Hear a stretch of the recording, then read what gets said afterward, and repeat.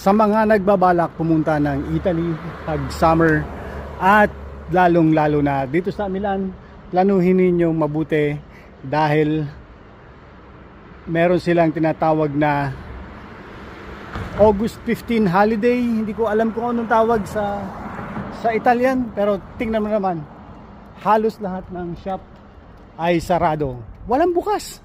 Mag-isa akong naglalakad sa kalsada, wala, mag-isa, kawawa, mukhang kawawa. So kung pupunta kayo dito ng August 15, ipagpaliban na lang ninyo.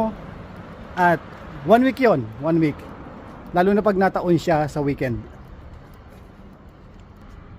lalo na kung may bala kayong mag-shopping.